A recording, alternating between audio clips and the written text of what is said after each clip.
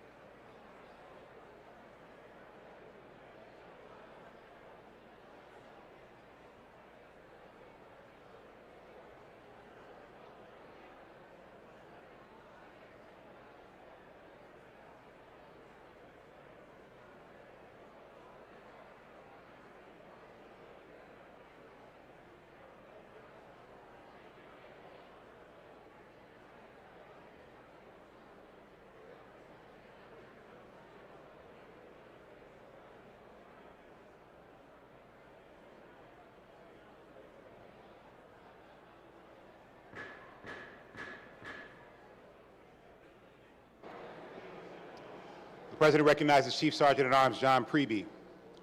Thank you, Mr. President. The Governor of the State of Michigan, the Honorable Gretchen Whitmer, awaits entrance to the Joint Convention. Will the Special Committee please escort in the Governor of Michigan?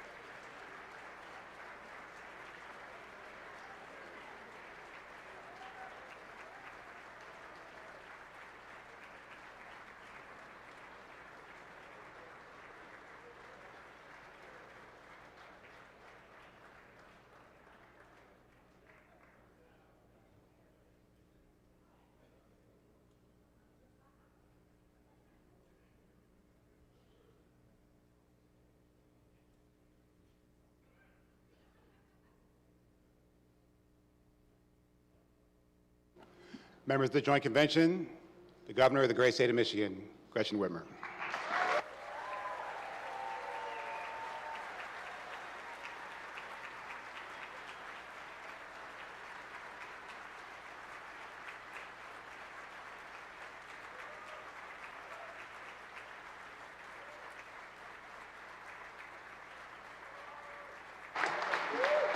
Thank you.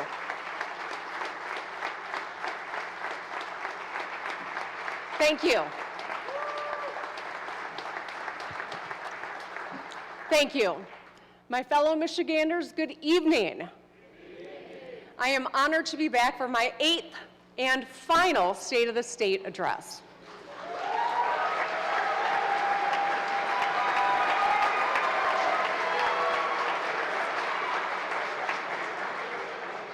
Thank you, Majority Leader Brinks, Speaker Hall, Minority Leader Nesbitt, Minority Leader Puri.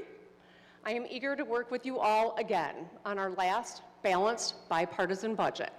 And let's get it done on time. June 30th.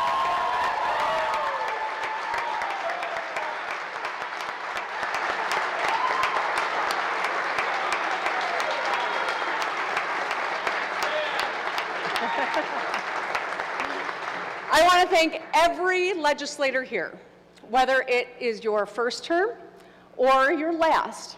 I want to thank you for your public service. From folks like Representative O'Neill, who leads the Michigan Legislative Black Caucus,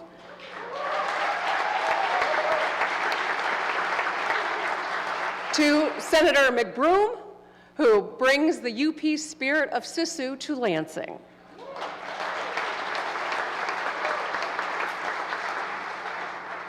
You all have unique perspectives and strong voices, and it's an honor to serve the people of Michigan with you. Let's applaud 3 other statewide leaders who have also worked hard for Michigan these last 7 years. Lieutenant Governor Gilchrist, Attorney General Nessel, and Secretary of State Benson.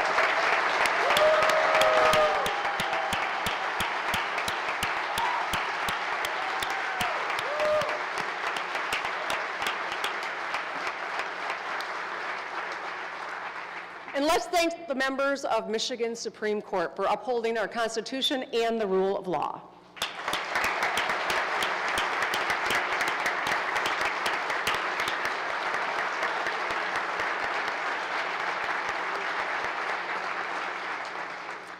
And of course, a big thanks to the Michiganders who keep us all safe.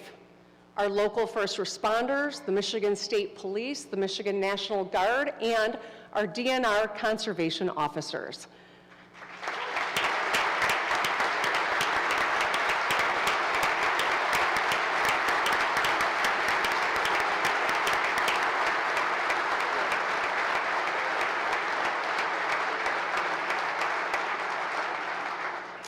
This includes two heroes who responded to the shooting at a church in Grand Blanc last September. Two men who did not know each other but acted quickly to protect their neighbors, because that's what Michiganders do. We're honored to have them both here this evening. Let's give DNR Officer Luke Robert and Grand Blanc Township Officer Jason Carpentier a big hand.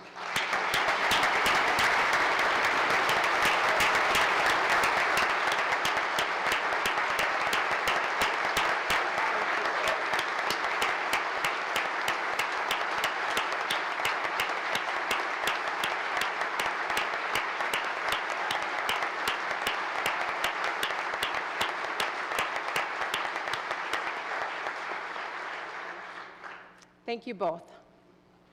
And next, let's thank our state employees, including my cabinet, the executive office team, and everyone on the front lines in the departments. Thank you.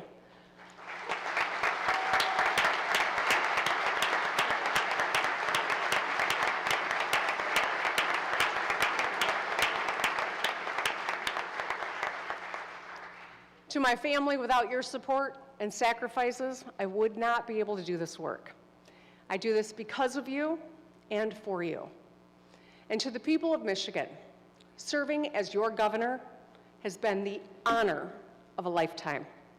Thank you for putting your trust in me. And finally, let's talk about the Olympics. From skiing to skating to snowboarding and hockey, Michigan was everywhere. 15 extraordinary Michiganders represented the U.S. on the world stage. They came home with 13 medals and a few less teeth. The Olympics are a reminder of what Americans can accomplish when we come together to do hard things. Here in Michigan, hard work and teamwork are in our DNA. Let's live up to all of what Michigan is possible, and let's give it up for all the Michiganders who represented the United States in Milan.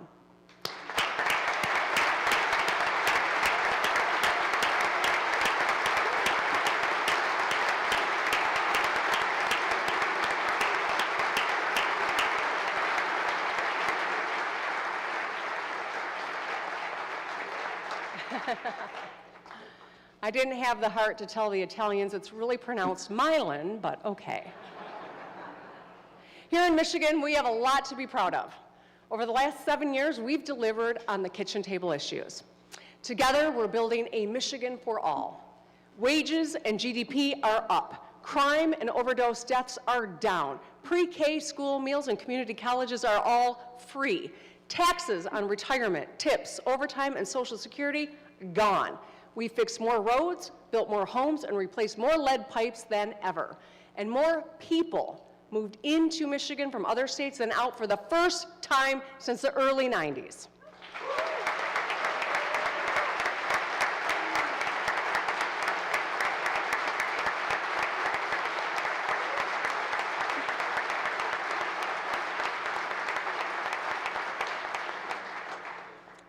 Still, people are nervous about the national economy. And while your paycheck may have grown, the cost of everything else has too. Many middle-class families tread water, struggle to pay the bills, find good jobs, and get ahead. And if you're young, it can be hard to find a job that pays well or a home that you can afford. Tariffs have jacked up prices, costing families an average of $1,000 a year. Businesses of all sizes are facing higher costs and massive uncertainty too. Last year, America had its worst manufacturing trade deficit ever, while China clocked their highest trade surplus ever, $1.2 trillion. I'm hopeful that last week's Supreme Court decision will force Congress and the President to work out a more strategic trade policy.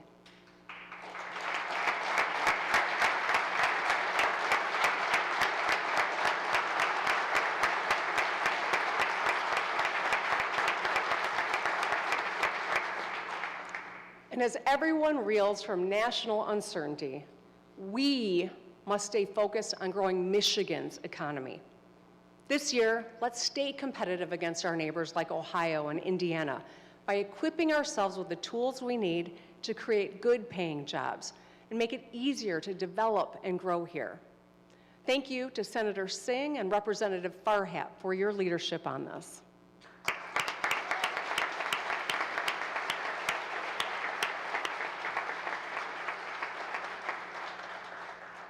And we're all exhausted by the endless division.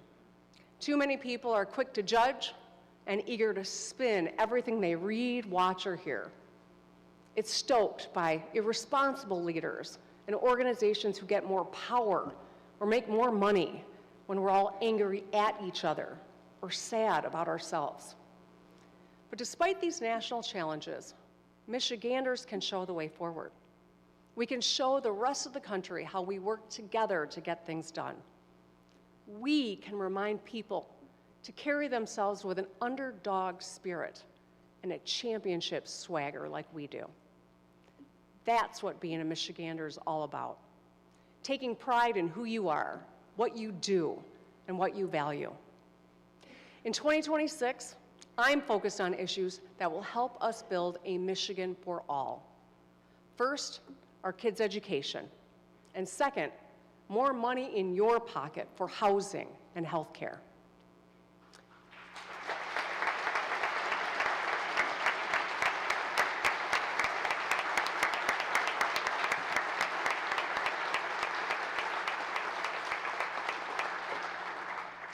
So let's start with literacy, an essential lifelong skill. Strong readers and writers grow up to be more confident speakers, better problem solvers, and great entrepreneurs. Illiteracy is a challenge that compounds over time. How could anyone enjoy learning if you can't read your textbook? Struggling students grow up anxious about getting called on in class, become increasingly disengaged, and ultimately struggle to fill out mortgage applications, pay bills, or apply for a job. And tragically, American students are falling behind, and Michigan is no exception. There's a gender gap here too. Boys are behind girls in reading at every age. Michigan is 44th in fourth grade reading. 44th. This is a serious problem. Our children deserve better. And it's not the fault of any one person, party, or event. It's not concentrated in any one state or any one kind of school district. Literacy is a national challenge. No matter who becomes governor after me, they'll have to continue this work. Because simultaneously, our economy demands every child possess stronger reading, writing, and critical thinking skills than ever before. And yet we're not keeping up with top states. But we can. We can close the gender gap and raise the bar for all kids. We can compete, but we must change to win. Over the past 7 years, we've taken significant bipartisan action on literacy. Led by leaders in both chambers, Senators Irwin, Camilleri, and Polhanke, and Representatives Glanville and Kelly, every budget I've introduced, negotiated, and signed these last 7 years made record investments in education. Every year, we've raised the bar. We trained more teachers, tutored more kids, funded more mental health, and upgraded classrooms, libraries, and science labs. In late 2024, I signed Science of Reading legislation, a statewide strategy that uses proven methods to teach reading. That includes phonics, because it works. Previously, our schools used over 400 different literacy teaching methods. Now, we're simplifying that to what we know is most effective. Soon, we'll also screen every student for dyslexia, identifying kids who need extra help and ensuring that they get it. We gave districts more funds to buy evidence-based classroom resources. We invested in literacy coaches, professionals who help our educators improve how they teach reading.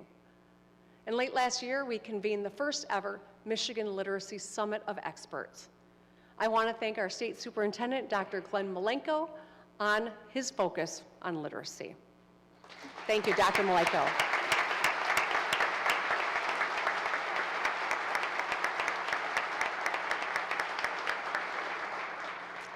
And earlier this month, I signed the bills to limit phones during class time. Students, yeah, give yourselves a round of applause.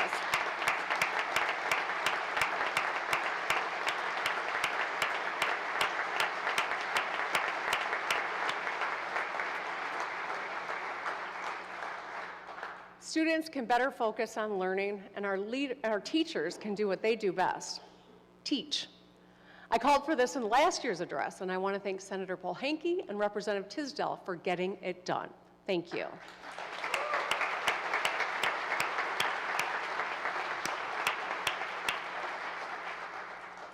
We've been working together to make our schools safer, better places for kids to learn and grow. So this year, let's build on that progress. I just released my final executive budget recommendation, which included the largest targeted literacy investment in Michigan history. The plan has a simple name and a clear goal: Every Child Reads. It's got 3 parts: early starts, proven methods, and extra help. First, we start teaching reading earlier. Those early years are crucial. It's when young brains are best able to absorb new information. For babies and toddlers, literacy starts when people talk to them, sing with them, or read them stories, things most parents already do.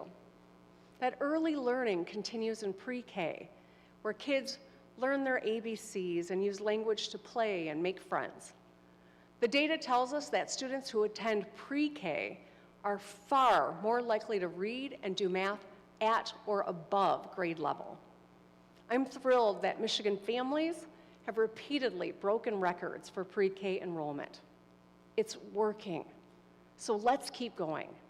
Every parent should know that Michigan is committed to their child's lifelong academic success, from pre-K through graduation. So this year, let's fund free full-day pre-K for all and set every child up for success.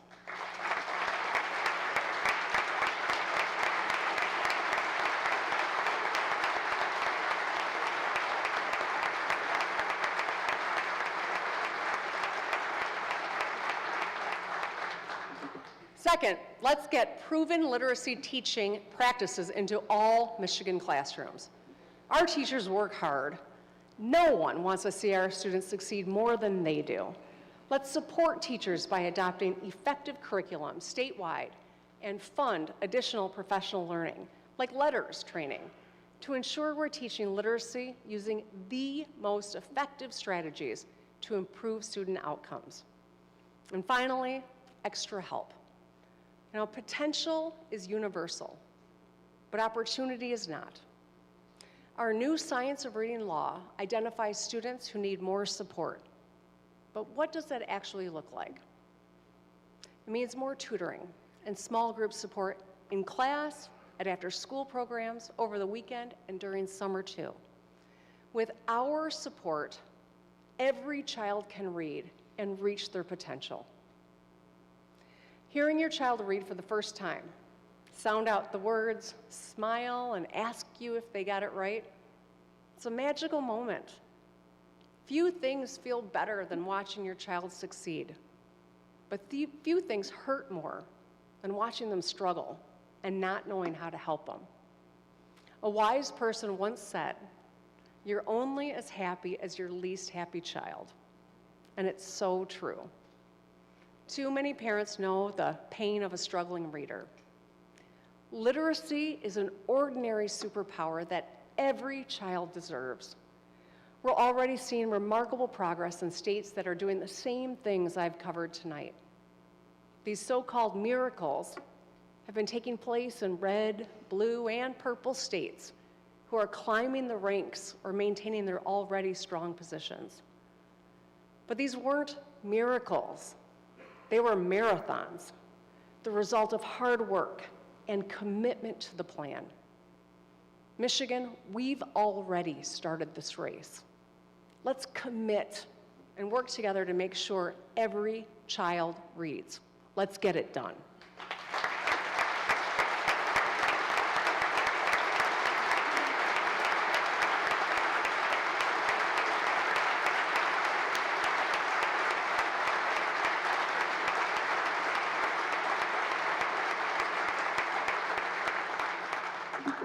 Next, let's talk about another national issue we must tackle together: housing. In the 90s, I bought my first house as a 28-year-old. Now, if you're 28 years old right now and you think that sounds crazy, you're right, because a lot has changed. Since then, we know how much has changed. Just 1 in 5 homes today are sold to first-time home buyers. That is an all-time low. The median age of a first-time home buyer is 40. That's a record high. And the average income of first-time home buyers is $97,000, also an all-time high. It's hard out there. There's a multi-million home shortage nationwide, while the majority of houses that are for sale are totally unaffordable. We're also seeing a widening gender gap in home ownership. 25% of first-time buyers are single women, while just 10% are single men. I know some people were surprised when I spoke directly about young men in my speech last year. But why wouldn't I? A governor should care about every Michigander, including the 1 million young men and the 1 million young women who call Michigan home. I want all of our people to succeed and put down roots in Michigan. They should be able to buy a house and start a family. They deserve a life that's just as good and hopefully better than their parents. Unfortunately, it's too hard and too expensive to build new housing today. Tariffs haven't helped. We rely on Canadian lumber and Mexican drywall to build homes. And tariffs have raised the cost of a house by upwards of 17 grand, further exacerbating our housing shortage. Now, we can't change national tariffs. Believe me, I've tried. But we can build more quality, affordable housing in Michigan. We can do that. So our solution so far has been pretty simple: build, baby, build. We've invested more to build housing than any administration in state history. We set and smashed our goal of adding 75,000 homes a year ahead of schedule. We're at 86,000 now, on track to hit our new target of 115,000. We closed our housing gap by 44%, and our home ownership rate remains higher than the national average at almost 75%.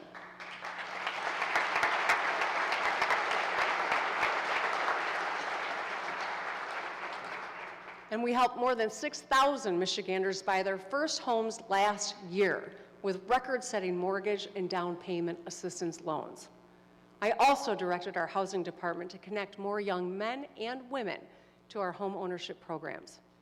Because whether it's your first property, the home you raise your family, or the place to retire, everyone should be able to buy a house that meets their needs and stay in it long term. This year, let's continue making it easier to build more housing. There are some common sense ways we can get this done. First, a new state-level affordable housing tax credit. There's already a federal affordable housing tax credit which incentivizes the construction of housing for working-class families. And with a state credit, we can build thousands more homes every year. You know, Michigan's the only state in our region without this tool. And once we create one, it'll unlock more federal dollars too. So we need to get this done because too many workers are being priced out of home ownership. Firefighters in Traverse City, nurses in Fraser, teachers in Chelsea. And there are 2 more things we should do to build housing. 1, demolish nonsensical construction requirements. And 2, streamline zoning.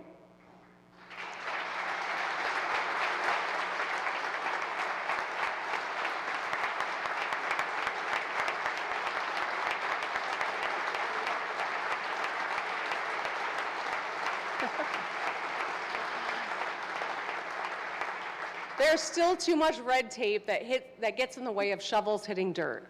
So let's make it easier to build in-law suites and multifamily homes. Let's modernize lot sizes and setback rules and parking requirements. By improving zoning and building codes, we can build more homes quicker and at a lower cost. You know, Michiganders love the character of their communities.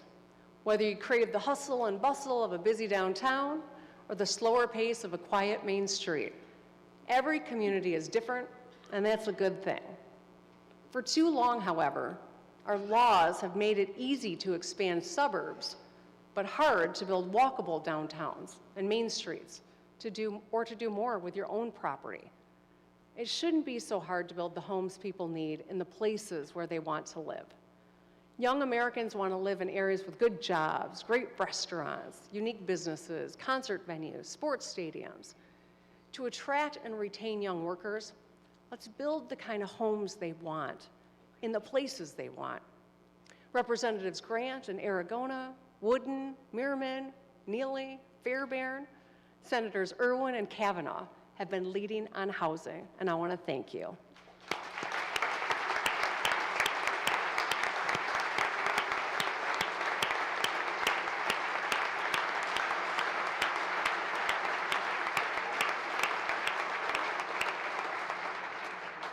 We've come a long way together, but we must do more. In 2026, let's continue our mission to build more housing, make cities and towns more fun, affordable, and safe, and help the 28-year-olds watching this speech buy their first home. Together, we can give every Michigander a chance to live their American dream. Now, the third thing we should focus on this year is healthcare. We all need quality, affordable healthcare. But for too many, it's synonymous with lengthy paperwork, long phone calls, and confusing processes. It shouldn't be so hard, it shouldn't be so maddening, and it really shouldn't be so damn expensive.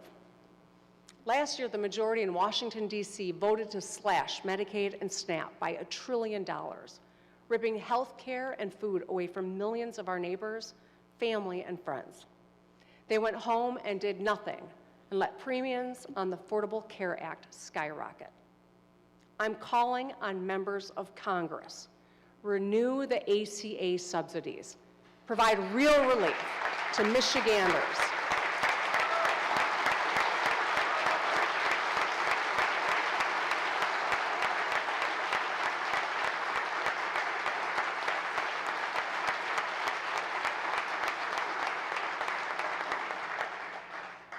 They can provide real relief to Michiganders who now must pay thousands more for the same coverage they had last year. Now, a lot of federal changes will only make it harder and more frustrating for folks who are perfectly eligible to get the care they need. Even if you don't get your health care through Medicaid or the ACA, we will all, every one of us, be impacted by these cuts. The domino effect of higher premiums, hospital closures, reduced services, workforce reductions will impact us all, even if you have good insurance. No state can pick up the massive tab the federal government has dropped on us. It's just not possible. What we can do is make healthcare more convenient and more affordable. Over the past 7 years, that's exactly what we've done. Because of our work together, insurers can't charge more for pre-existing conditions. Young people can stay on their parents' plans until they turn 26. Prior authorizations are faster, digitized, and more transparent. And there are no more surprise medical bills and no caps on annual or lifetime care. And mental health, finally covered equally to physical health by law, making Michigan the first state to get that done.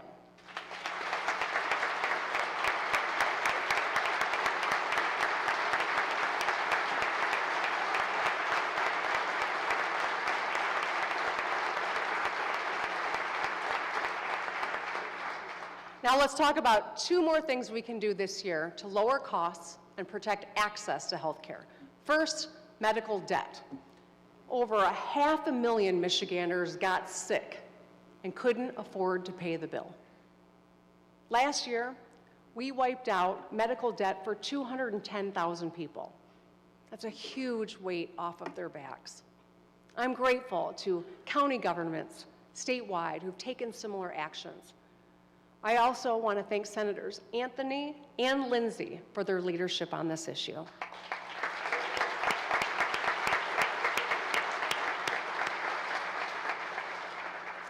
But with more economic uncertainty and deeper cuts to healthcare on the horizon, we know that thousands more Michiganders will rack up medical debt this year. So we must do more. Here's what I'm thinking. Let's cap interest rates on medical debt. Let's prevent medical debt from showing up on your credit report. Let's require hospitals to set up financial assistance programs for patients. And let's ban liens or foreclosures on homes because of medical debt.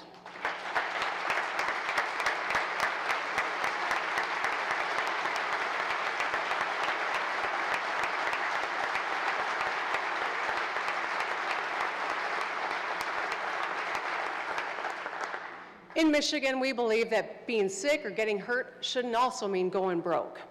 In 2026, we can help more Michiganders reduce medical debt. Moving on, let's talk about Medicaid. Last year, we recognized that federal cuts would put 2.5 million Michiganders, a quarter of our population, at risk of losing their coverage and threaten hospitals in rural and underserved areas. We agreed, across the aisle, it wasn't right, so we took action. Our budget protected billions in funding for core Medicaid services. I want to thank Representatives Dr. Longjohn and Van Workum for their efforts here.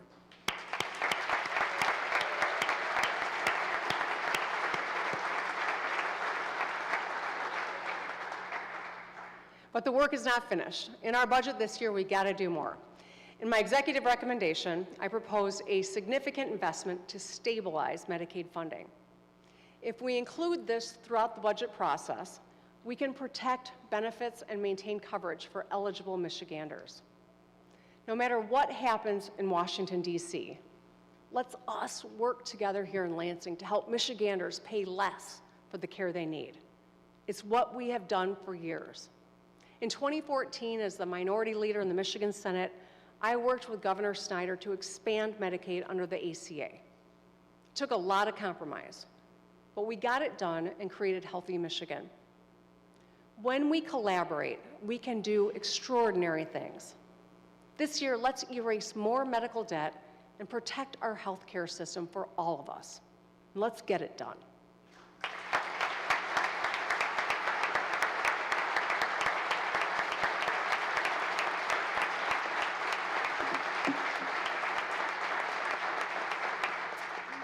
Tonight I've spoken about the work we must do on literacy, housing, and healthcare to build a Michigan for all. But it's worth reflecting on just how far we've come in the 2,612 days since I was sworn in on a frosty January morning in 2019. Since then, we've made Michigan a state that more people can afford. On tax day this year, 1 million Michigan seniors will no longer pay the retirement tax because we repealed it.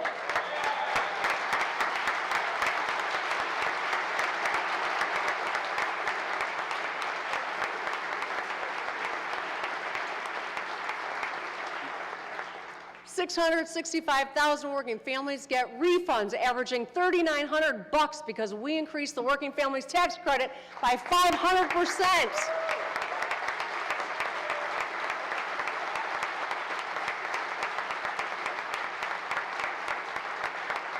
$800,000 workers will keep more of their hard-earned paychecks because we ended state taxes on tips and overtime.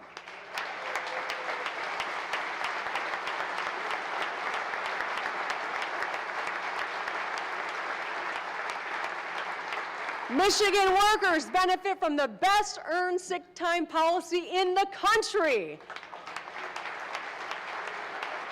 You were a part of that. Good job, Matt. Yeah, I'm not going to leave my girl hang. And the day I took office, 1.5 million Michiganders made under $15 an hour.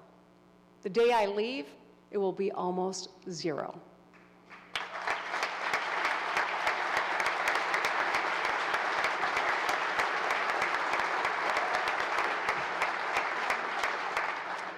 Businesses have more opportunities too. Our fiscal house is also in order. We raised the rainy day fund to record highs and enacted 7 balanced budgets. We're a top 10 state for doing business for the 3rd year in a row. We improved our credit rating and we'll pay off $28 billion in debt. We sped up permitting and cut lots of red tape, and we're building a strong startup ecosystem. We're making headway. Michigan is also a safer, better place to live. Every community has record resources to hire and train and retain first responders. We're producing more clean, reliable energy from wind, solar, nuclear, and hydrogen to protect our planet and power everyone's homes. We've replaced 70,000 lead pipes and upgraded water infrastructure statewide. And we're fixing the damn roads everywhere, thanks to the biggest bipartisan roads deal in state history.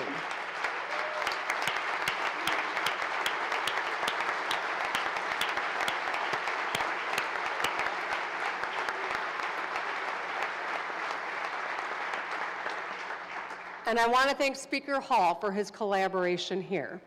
It was a joint effort.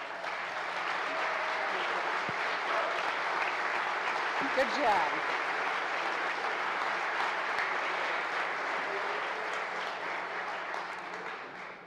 It was a decades-long problem.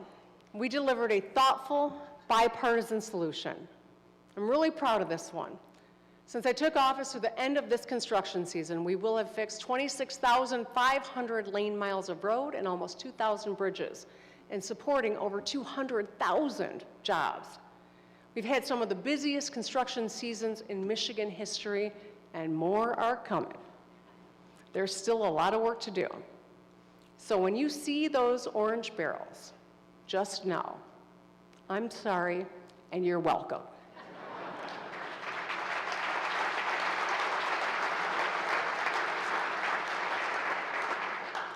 We've made record investments in our kids. It's quite a list. Every student in every school gets the same resources because we finally closed the funding gap.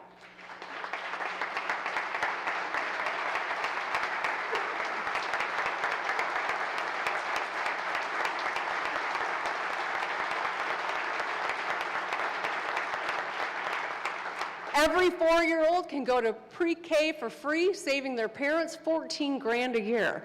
Every student gets more mental health resources, financial literacy skills, and personalized instruction. Every graduate can go to their community college tuition free. And every Michigander, 25 and older, can earn an associate's degree or certificate tuition free too.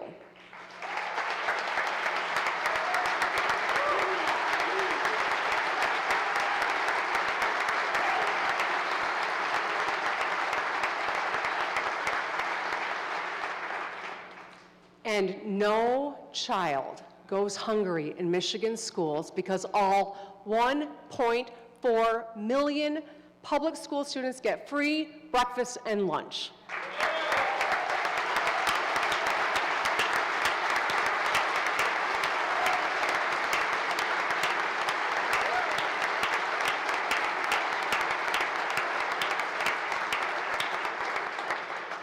And you know what? This year, let's make that permanent.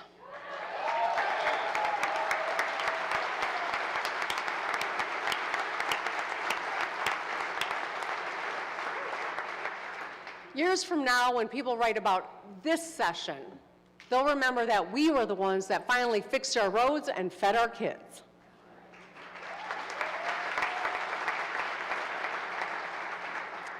We've also protected fundamental freedoms for all. I want to thank my dear friend, Majority Leader Winnie Brinks, the first woman to hold that position, for her strong leadership that's helped make Michigan more fair and free.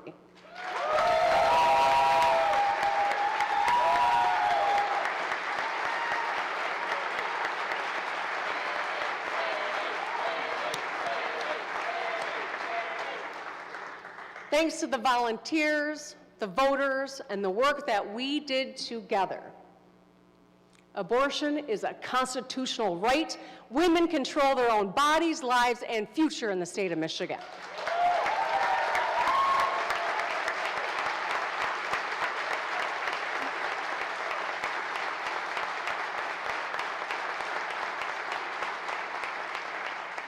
Thanks to our work, Black Michiganders can wear their hair natural without discrimination.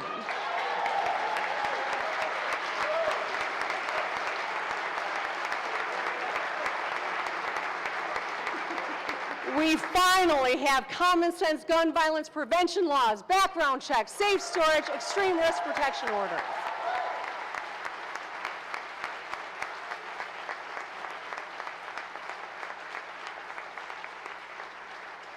And LGBTQ plus Michiganders are protected against discrimination in their homes and at work by law.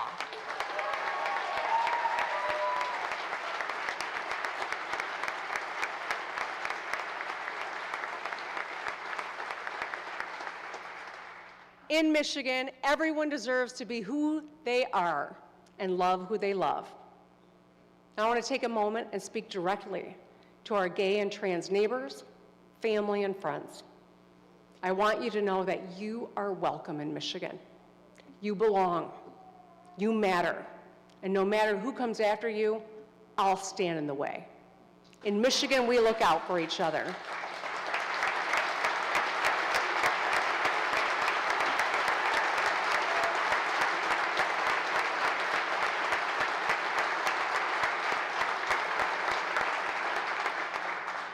That's why I'll always fight for your freedom and your safety, and I'll veto any legislation that diminishes your humanity. I got your back.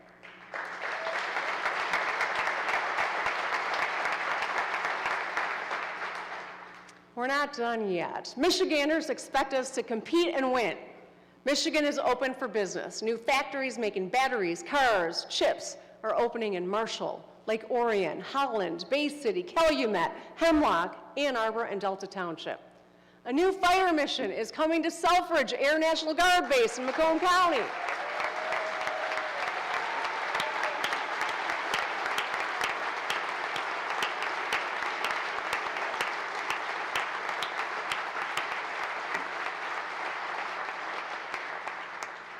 Probably not on the bingo card, but I want to thank President Trump for his work on this.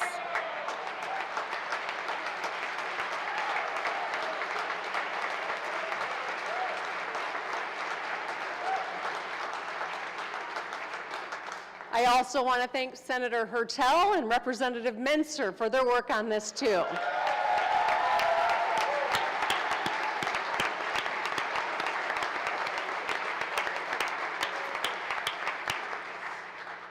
And Congresswoman McClain, who is going to keep the pressure on in Washington, D.C.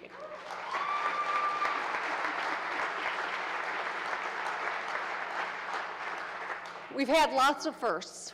We're the first state to restore workers' right to organize for better pay and benefits in 70 years.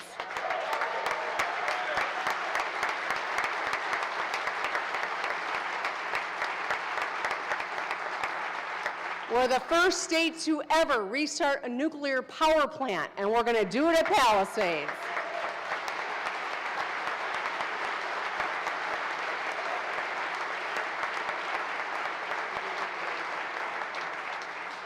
For the first time in 40 years, we opened a new veterans home. For the first time in nearly 70 years, Detroit's population grew. And for the first time in over a century, a new bridge connecting Michigan to Canada. The Gordie Howe International Bridge will open.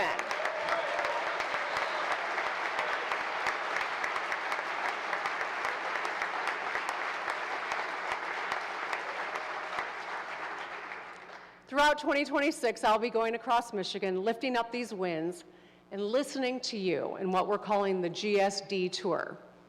I'll explain it when I see you. But I hope to see you out there. You know, my mission over these last 10 months, as it has always been, is to put you, the people of Michigan, first. I spent 2.5 decades working in this building.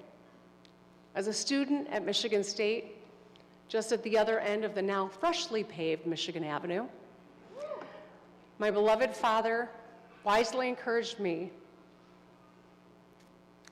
to learn about state government and apply for an internship at the Capitol. He saw something in me before I saw it in myself. Soon, I landed my first full-time job as a staffer. My desk was literally in a safe on the first floor. I occupied 40% of the safe, and the office refrigerator had the other 60%. I got to work here at a unique moment. We had a tie, 55 Republicans and 55 Democrats. They shared power and still got a lot done. And that early experience stayed with me and shapes the way that I lead. In 2000, I was elected to the House. During my first term, I had my first child, Sherry. She was named after my mom, who was fighting brain cancer and lived just long enough to meet her namesake. In my second term, I had my second child, Sydney. And after a few terms in the House, I won a seat in the Senate in a special election. I literally gave my farewell remarks and walked off this floor, across the rotunda, and was sworn into the Senate. One of my House colleagues joked that the average IQ of both chambers went up that day. House members find that funnier than senators do. I loved my time as a legislator. I made friends on both sides of the aisle, people who believed deeply in the work we did and wanted the very best for Michigan. After a stint as a county prosecutor, I ran for governor in 2018 to fix the damn roads and a lot of other stuff too. I've been to all 83 counties many times. I've met Michiganders on the front line of every problem. Even as we've dealt with a lot of darkness over the past 7 years, I've been overwhelmed by the light that I've seen in my fellow Michiganders. Our state is full of good, honest, hardworking people who care deeply about their families and want to make their communities better. And that's why I'm optimistic about Michigan's future. It's the gritty, can-do attitude that defines our state's character. The ordinary acts of kindness we practice every day. It's Republicans, Democrats, and independents who put politics aside to solve problems. That's what Michigan's about. It's why I've never been prouder to be a Michigander. Right now, it can be hard to stay positive. It's frustrating to just stay afloat financially, much less get ahead. Ugly rhetoric and rising partisanship, especially at the national level, has made it hard and made it tempting to tune out and turn away. Social media platforms that were supposed to bring us together have made us distrust and in some cases despise our fellow Americans. These forces, economic uncertainty, political division, and toxic algorithms work in a vicious cycle to try and tell us that empathy is weakness, kindness is gullibility, and sincerity is for suckers. But that's wrong. We're all searching for a way forward. And the answer has been in front of us the whole time. It is us. No matter what comes our way, we will always have a way through because we will always have each other. Through a destructive pandemic, devastating floods, deep freezes, and deadly shootings, I've seen that tough times don't last, but tough people do. We've all been tested over the past 7 years, but we've always come out stronger, and we always will. There's no problem we've faced that we cannot fix. That's just who we are. I want to close tonight by speaking about the guiding lights of my life, my parents and my girls. My folks taught me to be kind, quick to laugh at myself, slow to judge others, and always work hard. To those of you who shared your condolences, thank you. Losing my dad was really hard. So thank you for seeing my humanity and showing me yours. To my daughters who are watching tonight, you've both made so many sacrifices as kids of a public servant. You center me, inspire me, you crack me up, and you shape my work. And I'm incredibly proud of you. To my husband, Mark, who's been by my side these last 15 years, okay, he's not here, ironically. I left that line in because he's so sick with the flu, and I thought it was just funny.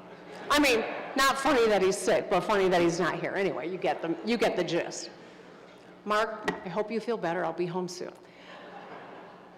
To my brother Richard, who drove me to all 83 counties throughout the course of our campaign for 2 years, and my sister Liz, who helped me write True Gretch. I want to acknowledge my nieces, Demira and Malia, who are both here tonight. I love you all.